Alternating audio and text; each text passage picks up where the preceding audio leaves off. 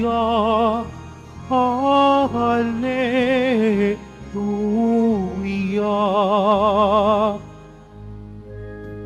Tanggapin niyo ang salita na di sa tao nagmula, kundi sa Diyos na dakila. Hallelujah. Hallelujah. Hallelujah. Hallelujah. Sumainyo ang Panginoon. At sumaiyo rin. Ang mabuting balita ng Panginoon ayon kay San Mateo. Papuri sa iyo, Panginoon. Noong panahong yon, may mga Pariseyong lumapit kay Jesus at tinangkang siluin siya sa pamagitan ng tanong na ito. Naaayon ba sa kautusan na hiwalayan ng lalaki ang kanyang asawa sa kahit anong dahilan? Sumagot si Jesus, hindi ba ninyo nababasa sa kasulatan na sa pasimula ay nilalang sila ng may kapal, lalaki at babae? At sinabi, dahil dito, iiwan ng lalaki ang kanyang ama't ina at magsasama sila ng kanyang asawa at sila'y magiging isa. Kaya't hindi na sila dalawa kundi isa. Ang pinagsama ng Diyos ay huwag paghiwalayin ng tao. Tinanong siya ng mga Pariseyo, bakit iniutos ni Moises na bigyan ng lalaki ang kanyang asawa ng kasulatan sa paghihiwalay bago hiwalayan iyon? Sumagot si Jesus, dahil sa katigasan ng inyong ulo, kaya pinahintulot ni Moises na hiwalayan ninyo ang inyong asawa. Subalit, hindi gayon sa pasimula. Kaya sinasabi ko sa inyo, sino mang lalaking humiwalay sa kanyang asawa sa anumang dahilan, liban sa pakikiapid, at mag-asawa sa iba, ay nangangalunya. At ang mag-asawa sa babaeng hiniwalayan ay nangangalunya rin. Sinabi ng mga alagad, kung ganyan po ang kalagayan ng lalaki sa kanyang asawa, mabuti pang huwag nang mag-asawa. Sumagot si Jesus, hindi lahat ay makatatanggap ng simulaing yan, kundi iyon lamang pinagkalooban ng Diyos. Sapagkat may iba't ibang dahilan kung bakit may mga lalaking hindi makapag-asawa. Ang ilan dahil sa kanilang katutubong kalagayan. Ang iba dahil sa kagawaran ng ibang tao ay nagkagayon sila. Mayroon namang hindi nag-aasawa, alang-alang sa ikauunlad ng paghahari ng Diyos. Ang makatatanggap ng simulaing ito ay tumanggap nito. Ang mabuting balita ng Panginoon. Pinupuri ka namin, Panginoong Hesukristo. Magsiupo muna tayong lahat. Mga kapatid, sa araw na ito ng Biyernes ng ating pagdidibusyon sa Nuestro Padre Jesus Nazareno, ito yung salita ng Diyos para sa atin, isang paalaala tungkol sa turo ng ating Panginoon, hindi lamang ng simbahan, tungkol sa sakramento ng kasal at laban sa paghihiwalay ng mag-asawa.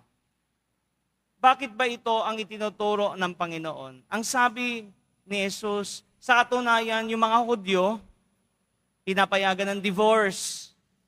Sabi nga doon ni Jesus, tinanong siya, bakit pinayagan ni Moises?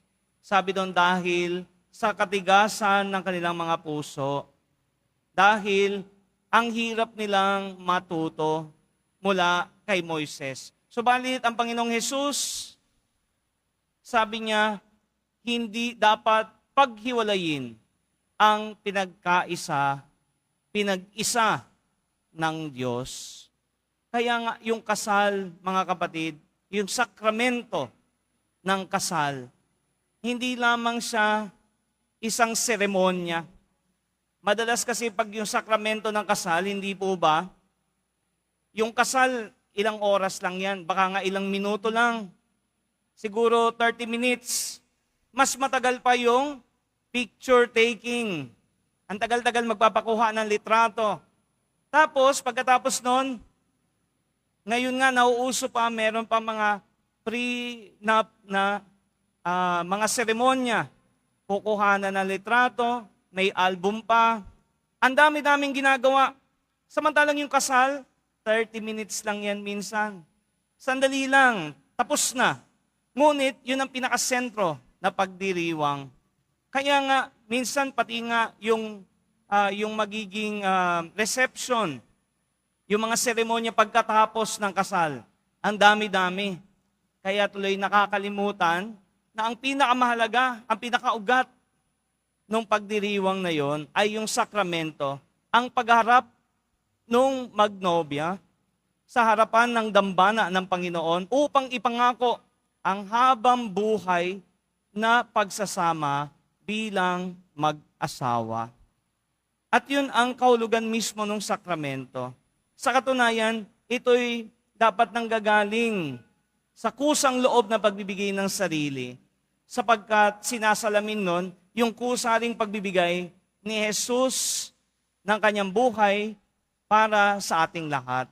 Yung pagmamahal daw ng mag-asawa, para bang kaparehas salamin, pinapakita sa atin yung gano'n na lang dapat kamahal ni Jesus ang sangkatauhan.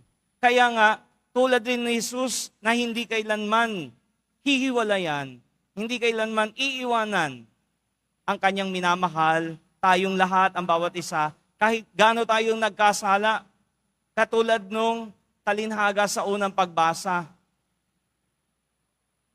Ang sabi doon, nagpakapatutot yung babae pagkatapos siyang alagaan ng kanyang asawa. Nangalun niya, pinili niya pa rin yung ganong buhay. Subalit ang kanyang asawa na natiling tapat, yun ay talinhaga kung paano ang Diyos minamahal lahat tayo, bagamat tayo'y patuloy na nagkakasala. At hindi ba yun yung dahilan bakit tayo naririto sa ating dambana ngayon? Nagsisimba tayo dahil alam natin tayo'y makasalanan, subalit nananalig tayo na ang Diyos hindi kailanman magbabago ang isip sa pagmamahal niya sa atin.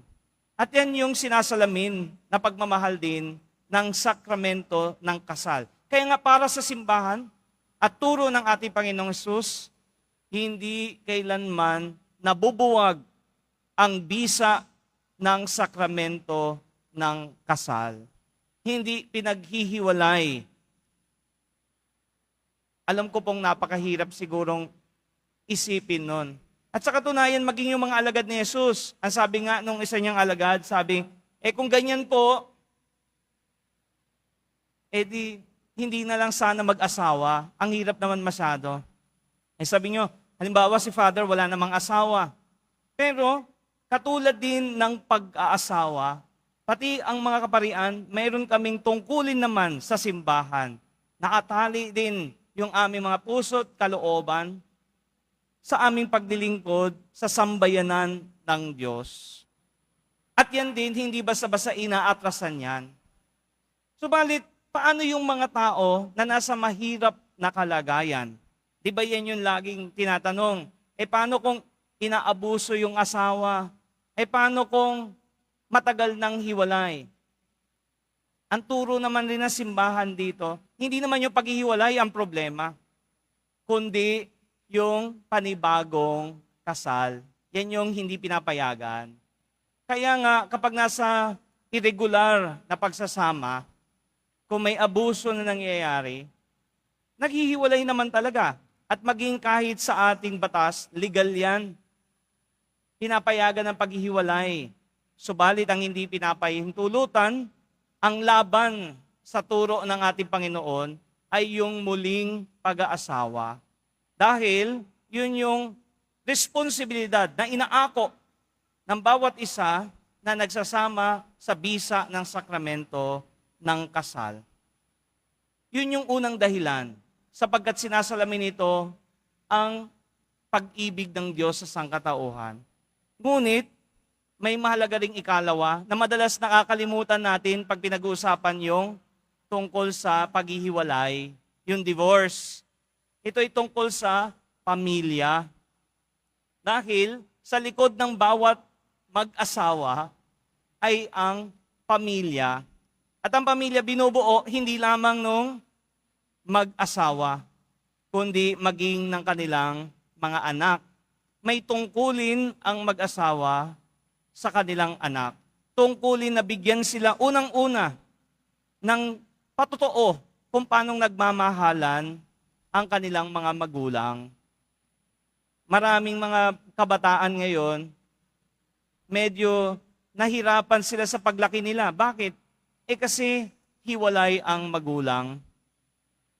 Yan sana yung isipin natin kapag tayo'y nalalagay sa posisyon na kailangan magdesisyon na maghiwalay. Ang kapakanan ng pamilya. Paano mangyayari dun sa mga anak? Paano sila lalaki? Ano yung matututunan nila tungkol sa pag-aasawa at pagpapamilya? Naniniwala hindi lamang ang simbahan, kundi maging yung ating mga batas. Naniniwala na ang pamilya ay sandigan ng ating lipunan.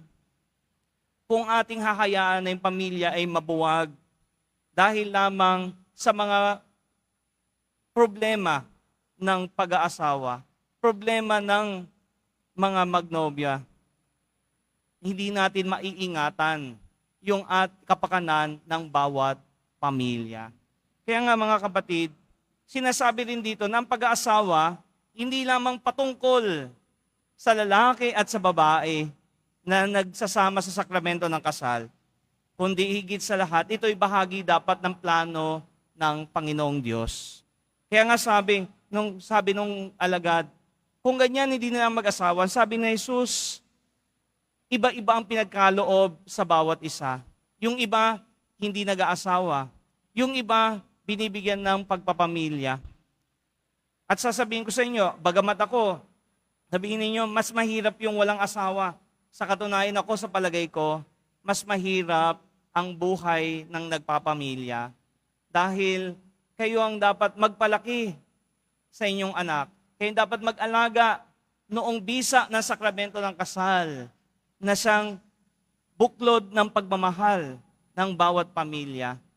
Yan ay tungkulin at responsibilidad na inaako ng bawat isang pumapasok sa pagkakasal. Kaya habang atin tong pinagninilayan, lalo na ngayon araw ng Biyernes, at ito'y alam kong mahalaga ring issue sa ating lipunan, lalo na sa panahong ito. Sana humingi tayo ng tulong mula sa ating Panginoong Hesus na tayo'y turuan niya, buksan yung ating mga puso, buksan yung ating mga isip, upang tayo'y makatupad hindi lamang sa gusto natin, kundi sa kalooban ng ating Panginoon. Amen.